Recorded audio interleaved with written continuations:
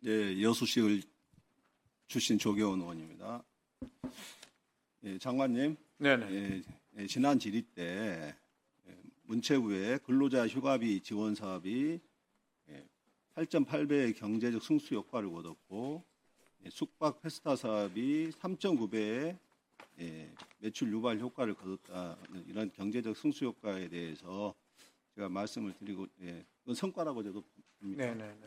예, 그러면서 당시 이제 더불어민주당에서 추진하고 있는 민생회복지원금 이게 같은 맥락에 경제적 승수 효과를 유발할 수 있는 민생회복의 마중물이다 이렇게 얘기를 드렸고 일부 동의하셨죠?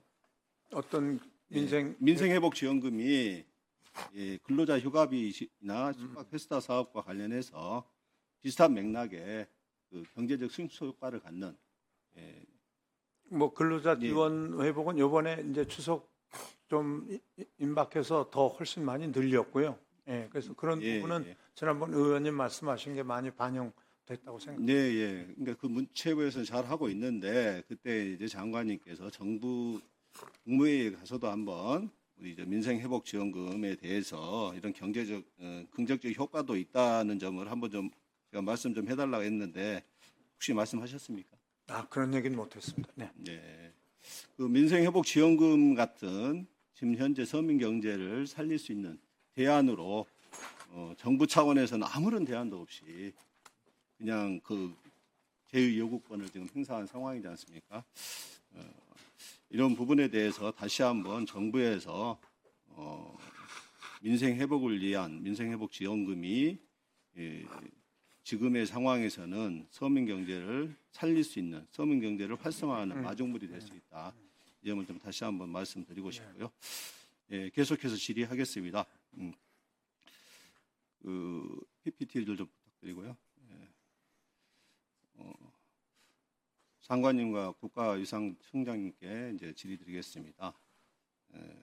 사도광산 세계문화유산 등재 결정 관련해서 정부의 범정부 협의체가 올해 6월까지 운영되었었죠. 그때 문화체육관광부와 국가유산청도 참여하셨고요. 네. 예. 그래서 당시 문체부는 내 언론의 동향 파악이 역할이었고 국가유산청에서는 사도광산 유산 관련 자료 수집 및 분석의 역할을 맡았었죠. 네, 맞습니다. 예. 그래서 그런데 이제 이번 사도광산 유산 관련 자료 수집 및 분석의 역할을 했던 국가유산청에서도 전체 역사를 포함하는 해석과 설명이 현장에 이루어졌다는 일본의 입장만 지금 되풀이하고 있는 외교부의 입장에 대해서는 어떻게 평가하고 계십니까? 국가유산청장 답변할까요? 제가 답변하겠습니다.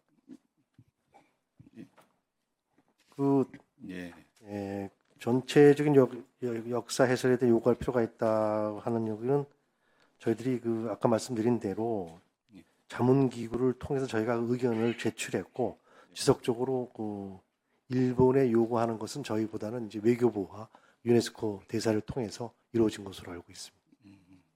그걸 지금 현재 일본이 2007년문에 경제산업성 근대화 산업 유산군 66개를 조사를 발표했습니다. 네. 그때 30여 곳이 한국인 강제징용과 관계가 있는 장소이고요. 그때 당시 이제 군마현 토미오카 제사공장, 군함도 사도광산 등이 포함되어 있었죠. 앞으로도 일본이 계속해서 이러한 부분들에 대해서 세계유산 등재를 시도할 것으로 보이는데 지금의 시점에서 명확하게 일본의 강제동원과 강제노동 이 부분에 대해서 정부 차원에서 정확한 입장과 그 제지를 하지 않으면은 계속해서 이게 이루어질 것 같은데 장관님 생각은 어떠십니까?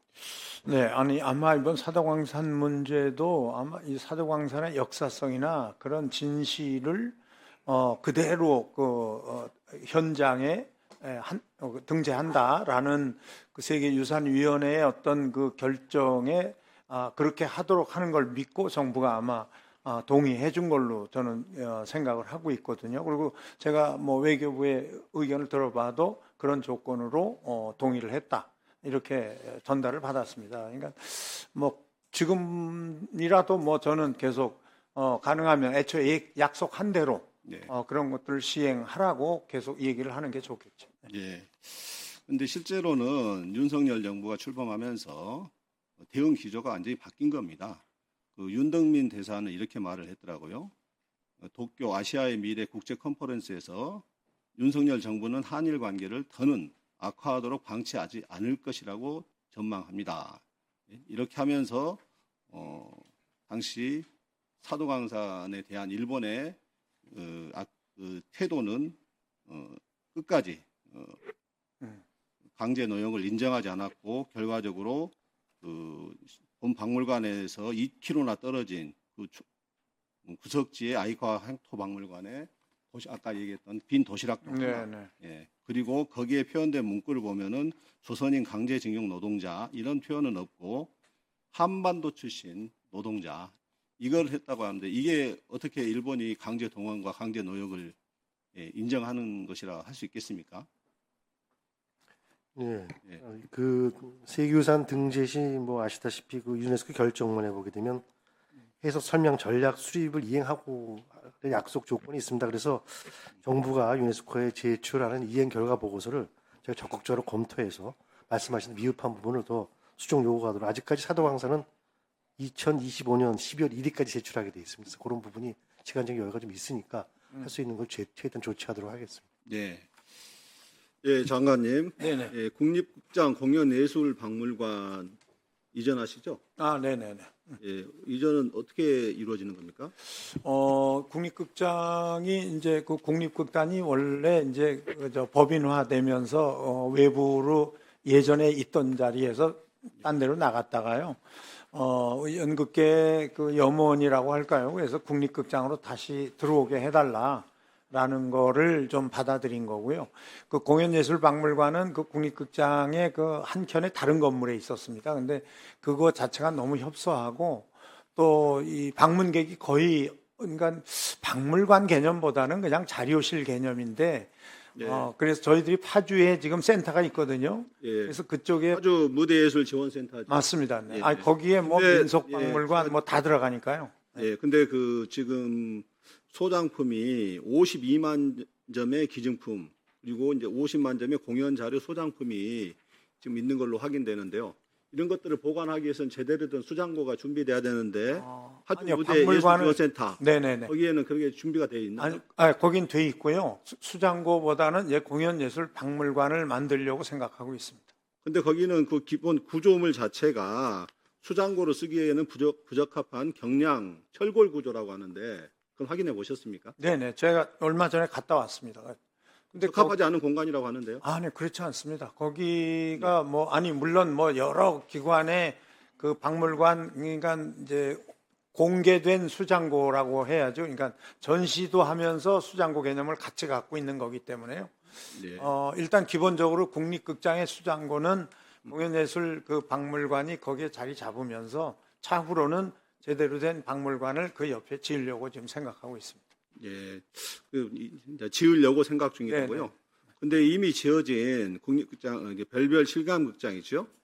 예, PPT 한번 부탁드립니다. 이런 게 지금 지어진 지 2년도 채 안 됐는데 이번에 다 같이 옮겨가는 겁니까? 아마 저 시설도 그쪽에 하는 걸로 알고 있습니다. 시설을요, 네, 다시요? 이런 그쪽 수장고 공간에. 네. 그러니까 2년도 채 안 된 전시 공간을 이번에 같이 이전하게 된다 이겁니까? 아마 이전 개념보다는 새롭게 한다고 보시면 되겠습니다. 그러니까 거기에 지금 이렇게 지금 조속적으로 이전을 추진하면서 추가 예산이 소요되고 있는데 이 이전과 관련해서 추가 예산 소요 부분이나 이런 것들 좀 기재부하고 다 논의가 된 겁니까? 네네네 그렇습니다. 그리고 지금 저희들이 그 자유총연맹 건물을 네. 좀 임대를 하고 있거든요. 그래서 물론 지금 기존에 임대된 사람들이 이제 나가면 다 고치겠지만 네. 아마 26년 되면 전체를 저희가 쓸 수 있기 때문에 네. 앞으로 그 국립극장과 남산 일대를 공연예술센터로 전환시키기 위한 준비 작업이라고 보시면 그러니까 되겠습니다. 그 이전 작업이 작년에 그러니까 예산에 세워서 계획된 것인지 아니면 올해 갑자기 장관님 지시에 의해서 추진된 것인지 어떤 겁니까? 제가 작년 오면서부터 이제 그렇게 정리를 했던 거고요. 물론 왜 국립극장이 이제 또 이전을 이사하는 비용이나 이런 거는 네. 이제 자체 예산에서 정리를 하고 있기 때문에 제가 볼 때는 이사 비용 뭐 아무래도 그런 비용이 좀 들겠죠. 예, 관련해서 나중에 추가 자료를 좀 요구를 네네. 하겠는데요. 예, 지금 예산에 중복 투자 이런 네. 부분들의 문제점이 있는 것으로 파악되고요. 이건 나중에 또 국감에서도 다시 한번 다루겠습니다. 네네, 알겠습니다. 언론재단 이사장님께 좀 묻겠습니다. 네, 이사장님, 민간 언론재단에서 민간 협력 및 매체 지원 사업을 하고 있죠. 네, 그렇습니다. 예, 이 중에서 언론 관련 단체 지원 사업은 언론의 사회적 책임 구현을 촉진하고 언론 산업 활성화와 인기문화 증진에 기여한다는 사업 목적으로 진행한다고 하는데 그렇게 하고 있나요? 네, 저희들 목적에 따라서 공고하고 그 지원을 받아서 심사위원회를 구성하고 예. 결정하고 있습니다. 예, 31억 3,500만 원 정도 예산이 들어갔네요. 네, 네. 근데 2023년 이전에 지원 자격을 보면은 설립일로부터 1년 이상 경과한 단체 모집 공고일 기준으로 돼 있어요. 그죠? 네. 예, 근데 지금 이번에 2024년 지원 자격을 보면은 사업 신청일 기준으로 바뀝니다. 그게 저희들이 이제 알고 계십니까? 네, 맞습니다. 근데 예. 저희들이 이 단체 지원 사업이든 예. 아니면 기획 취재 지원 사업이든 여러 가지 지원 사업을 하고 있는데요. 예. 그 지원 사업의 네. 가장 기본이 신청일 기준입니다. 그래서 거기에 현행화하고 맞춘 겁니다. 그러니까 모집 공고일 기준이 아니라고요? 그렇죠. 그전에는 근데 왜 모집 공고일로 기준을 했죠? 그러니까 그게 과거에 왜 그랬었는지는 뭐 제가 잘 알 수가 지금 사업 없고요. 신청일 기준을 한 게 네네. 공정미디어연대 아시죠? 특정 단체를 지원하기 위해서 사업 신청일 기준을 변경한 거 그 기준을 바꾼 거 아닌가 이렇게 생각되는데 네. 예, 공정미디어연대를 보면은요. 예, 원래 제출한 공정미디어연대가 제출한 고유 번호 중에 보면 2023년 1월 25일입니다. 그래서 올해 공모사업은 1월 19일 공모됐습니다. 네. 또 공모사업 기준으로 하면은 자격 요건이 안 되거든요. 그죠? 근데 이번에 언론재단에서 이제 사업 신청일 기준으로 해서 이제 공모 자격이 됐고 이 공정미디어연대가 이번에 처음 사업 신청 24년도에 처음 받았을 예. 겁니다. 아마. 처음 신청했는데 3건을 신청했는데 3건의 사업을 신청해가지고 모두 선정이 됐어요. 예, 공정미디어연대 보니까 내용을 보면은 제22대 총선 불공정 방송 팩트체크 백서 발간, 가짜뉴스 언론보도 20선 전시회, 허위 조작 정보 근절을 위한 제도 개선 방안 이렇게 해서 3건으로 해서 4,260만 원을 지원을 받습니다. 첫 해 공모 사업에 이렇게 한꺼번에 이렇게 많은 지원을 받는 언론이 있을까요? 글쎄 좀 예, 제가 보기에는 그런 사례는 없는 것 같고요. 네네. 예, 또 같이 보니까 2023년부터 선정된 결과를 보면은 이제 미디어연대나 자유언론 국민연합 이런 데가 전체 공모사업 대비해서 전체 사업비에서 차지하는 비중이 5%에서 22%까지 늘어납니다. 이들 단체들 좀 이름이 좀 있는 단체들입니까? 어떤 면에서 보자면 그런 단체들이 그동안에 불이익을 받고 있었다고도 예. 그렇게도 해석이 되는 거죠. 그러니까 아니요, 그렇지는 않습니다. 그렇지 않습니다. 그리고 지난번에 옥스퍼드대 디지털 뉴스 리포트 네네. 그건 10월 달에 해야 되기 때문에 10월 말이기 때문에 10월 달에 결정을 할 겁니다. 그건 지금 아직은 결정되지 않았습니다. 10월 달에 하면 됩니다. 그 리포트는 제 개인적으로는 몇 가지 문제점이 좀 있습니다. 그래서 지금 그러니까 우선 첫째는 그 리포트가 로이터 연구소가 하는 리포트인데요. 그 표본 집단을 구성을 하면서 보통 저희들이 여론조사를 하거나 이런 표본 집단을 구성하게 되면 성별, 연령, 그다음에 재산 또는 뭐 이런 것들을 모두 고려해서 대표성을 띠도록 하는 그런 설계를 하게 되거든요. 근데 이 여론조사는 표본 집단을 그렇게 한 게 아니라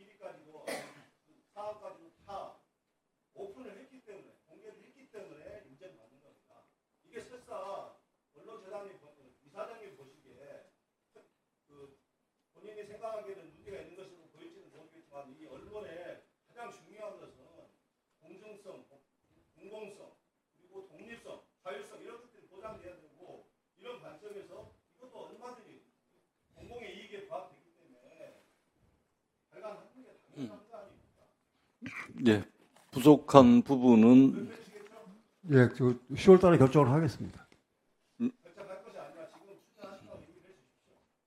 그거는 제 혼자 제 마음대로 하는 일은 아닙니다. 물론 제 의사가 중요하겠지만 저 혼자 여기서 그거를 제가 하겠다 말겠다 그렇게 할 일은 아니에요.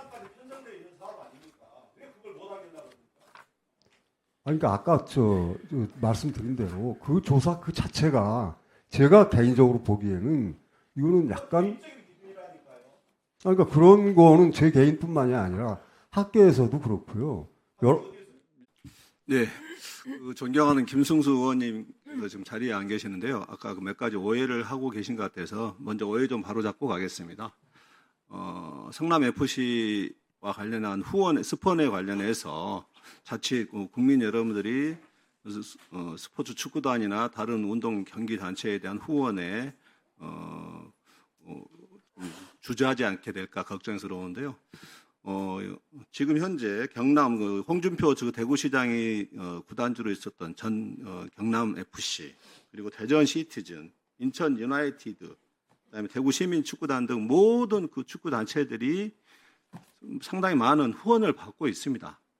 후원을 받는 업체들이 그러면은 그 지역에서 만약에 사업을 하면은 모두가 지금 윤석열 정부의 논리, 검찰의 논리대로 하면 모두 다 기소하고 걸 수가 있게 되는 겁니다. 만약에 지난 그 부산 엑스포 유치를 위해서 그때는 우리나라 대기업들은 대부분이 그 엑스포 유치를 위해서 뛰었는데 그 기업들이 만약에 부산에서 사업을 했을 때 그 사업과 관련해서 같은 논리로 걸면은 모두가 기소할 수가 있다는 겁니다.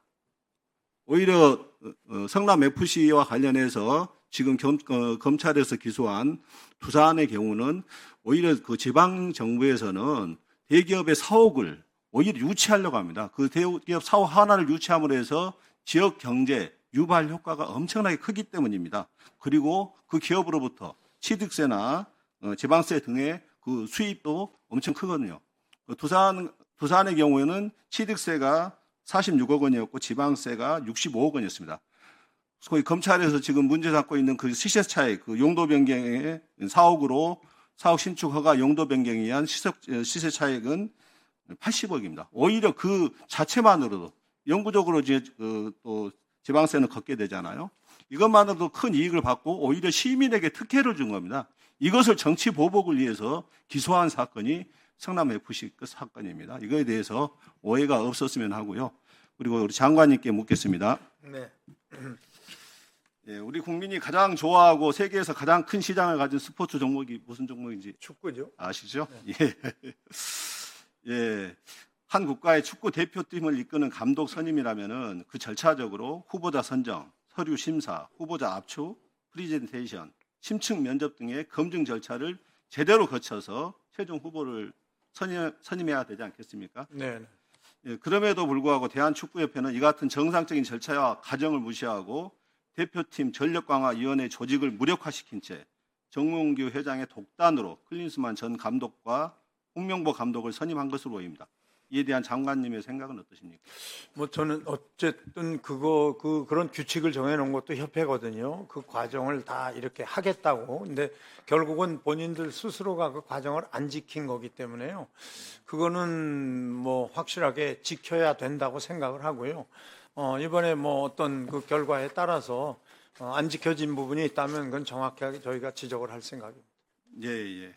그 전문가와 국민의 반대 여론이 줄을 이뤘던 클린스만 전 감독의 선임과 1988년에 서울 올림픽 이후 꾸준히 진출했던 올림픽 본선의 탈락, 그리고 외국인 감독 선임을 예고하다가 갑자기 홍명보 감독으로 선임하는 과정, 이런 선임 과정의 특혜 등으로 인해서 축구협회를 향한 비판 여론은 극에 달하고 있습니다. 네.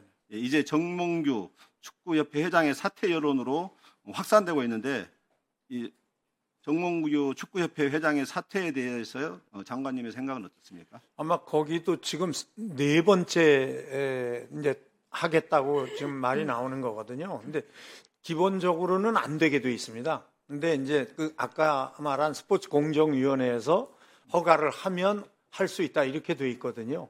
그래서 그건 아마 공정위원회가 정말 공정하다면 다시 출마하기가 어려울 겁니다. 예, 맞습니다. 말 그대로 가장 중요한 건 공정 아니겠습니까? 네. 예, 그 공정하게 이 문제를 바라봐야 되고, 단순히 이번에 지금 문체부에서 감사를 하고 있는데 좀 일회성 감사에 그치지 말고 또 문제를 덮는 일은 네, 절대 있어서는 안 될 것 같고요. 또 그와 관련된 자료 일체는 항상 국회와 소통하면서 제공을 알겠습니다. 해주시기 바랍니다. 네, 네, 알겠습니다. 장관님, 네, 네. 독도는 우리 땅입니까? 분쟁 지역입니까? 그건 뭐 당연히 대한민국 땅이죠. 네. 예. 만약에 그 독도를 분쟁 지역이라고 만약에 광고를 한다면 장관님 어떻게 하시겠습니까? 그렇게 광고를 할 수가 없죠. 할 수가 없겠죠. 뭐 후쿠시마 오염수와 관련해서 네, 네. 이제 장관님이 이제 오시기 전에 저도 깜짝 놀랐는데 18억 8,300만 원의 예산을 들여가지고 우리 윤석열 정부에서 후쿠시마 원전 오염수의 안전을 홍보하는 영상을 만들었더라. 홍보하는 예. 네, 네. 한번 영상 한번 예. 지금 현재 예. 보시면은 저 영상인데 저 교회 댓글을 보면은 이런 말이 나옵니다. 일본 영상에 한국어 더빙이 아주 잘 돼 있네요. 한국 영상인 줄. 예. 장관님 앞으로 저런 그 말도 안 되는 홍보 영상 만드시겠습니까? 그 아마 이 문제는 국민들이 당시에 우리가 괴담이라고 얘기할 정도로 이 문제에 대해서 아주 여러 가지 소문이 횡행했기 때문에 저희 입장에서는 뭐 너무 우리가 홍보해야 하지 되나? 말라고 홍보를 안 할 수가 없었습니다. 그러니까 그 후쿠시마 핵 오염수의 안전성을 우리가 홍보해야 되나요? 아니 물론 뭐 일본도 뭐 당연히 해야 되겠죠. 근데 이제 당장은 국민들이 불안해하니까 그런 것들에 대한 그리고 1년 만에 그것의 안정 여부를 지금 학원에서 확정해서 말씀하실 수 있겠습니까? 뭐 현재로서는 뭐 그 큰 변화가 없고 뭐 이제 계속 해저 검사 신축수나 네. 거기들의 이동에 따른 일부 방사능 오염수가 우리나라에 왔을 수는 있겠지만 본격적으로 오는 것은 앞으로도 2, 3년 후라고 합니다. 네. 아직 검증되지 않았고, 그리고 이 방사능이라는 게 인체에 한번 들어오면은 체내에 배출되지 않습니다. 끊임없이 축적되고 쌓이게 됩니다. 그 방사능이 어떠한 영향을 미칠지 아직도 과학적으로 검증된 결론이 없는데 후쿠시마 핵 오염수의 방류를 묵인하고 방조하고 오히려 이를 비호하는 동영상까지 만들어서 홍보하고 있는 겁니다. 이건 있어서는 안 되는 일 아마 아니겠습니까? 그게 그 당시에도 아마 IAEA의 어떤 결정에 따라서 뭐 그렇게 IAEA는 됐다고 생각합니다. 예. 핵을 옹호하는 핵 발전도 옹호하고 이런 단체이기 때문에 당연히 근데 당시로서는 뭐 그들이 다 검사를 했잖아요. 아니요. 거기 다 그 방사능 모든 물질 예, 검사가 예. 된 것도 아니고 그 세슘이나 이런 것들이 지금 반감기가 몇십 년씩 되지 않습니까? 그런 것들이 지금 인간의 몸속에 들어와서 어떤 영향을 미칠지도 모르고 검증도 되지 않았는데 그것들이 더구나 우리나라에 지금 본격적으로 상륙할 날이 멀지 않았는데 이것에 대해서 오히려 항의하고 따져도 부족할 판에 그것을 홍보하고 비호한다는 게 말이 되겠습니까? 앞으로 그런 일이 없도록 유의를 해주셨으면 좋겠습니다. 뭐 그리고 요즘은 뭐 이런 홍보는 지금은 없죠. 예. 우리 장관님께서는 그 부분은 그래도 확고하게 독도는 우리 땅이라고 생각하고 영토 주권에 대한 확고한 생각이 있고 국민 주권에 대해서도 확고한 이 신념을 가지고 있는 것으로 믿겠습니다. 다음으로 국가유산청장님께 묻겠습니다. 네. 그 세종대왕을 보필하던 집현전 학사들이 한글 자음과 모음의 원리와 용법을 상세하게 설명한 글이 바로 국보 제75 훈민정음 해례본입니다. 알고 계시죠? 네. 예. 그동안 유네스코 세계 기록유산으로 지정된 훈민정음 회로부는 1940년에 발간된 간송본, 안동본이라고 하네요. 예, 간송본이 원본이자 유일한 판본으로 알려졌습니다. 예. 그런데 이제 지난 2008년에 경북 상주시에서 상주본이 발견되면서 세상을 놀라게 했죠. 이 상주본의 가치는 간송본에 없는 장점을 갖고 있습니다. 예, 연구자들에 따르면 회로본의 제자해 그 글자를 만든 원리와 용법까지 요약하면서 일종의 주석까지 다 달려 있어서 그 간송본보다 가치가 훨씬 더 높다고 이렇게 평가하기도 합니다. 근데 그게 지금 어디에 있습니까? 뭐 아직도 그 개인이 소장한 걸로 저는 파악하고 있고요. 사실은 소위 얘기하는 이 훈민정음 상주본을 제대로 파악한 사람조차가 없습니다. 아직은 사진 하나 달랑 공개된 거 하고 네. 또 한번 보관하고 있다가 불에 탄 사진 정도만 나와 있고 제가 현장을 여러 번 확인하고 사실은 여러 가지 절차를 통해서 뭐 압수수색도 한 번 찬 적이 있습니다. 결국은 발견을 못했습니다. 어떻게 절차가 진행된 건 알고 계십니까? 예, 잘 알고 있습니다. 지금 국가 소유로 최종적인 판결이 났습니다. 그렇습니다. 그럼 당연히 국가가 환수를 해야 될 문화재 아니겠습니까? 아니 말씀드린 대로 그 백이라는 그 개인이 반환 촉구 문서조차도 저희가 거부를 하고 있고 저희가 아까 말씀드린 대로 강압적인 압수수색을 했는조차도 발견을 못 하고 있습니다. 그래서 이거는 이게 뭐 본인의 의지로 도저히 저희가 할 수 없는 상황에서 저희는 열심히 자진 반납을 설득하는 회수 방안에 대해서 다각적인 노력을 기울이고 있습니다.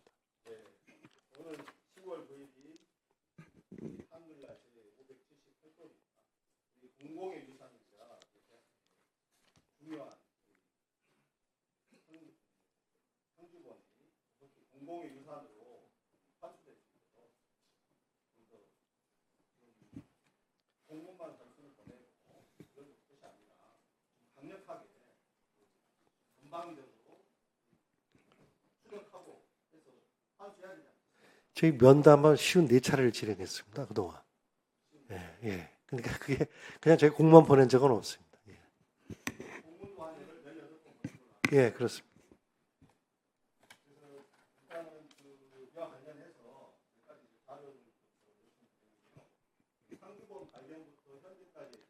네. 소장자와 국가유산청단의 소송 등 법적 조치 결과 네. 소장자 집에 화재가 있어 일부 소실됐다고 하는데 현재 상주본 상태와 공식적인 감정을 들어보겠어요. 네. 상주본 반환 관련 회의나 소장자와의 협의 과정을 기록한 자료 일체를 부탁드리겠습니다. 네, 알겠습니다. 예, 수고하셨습니다.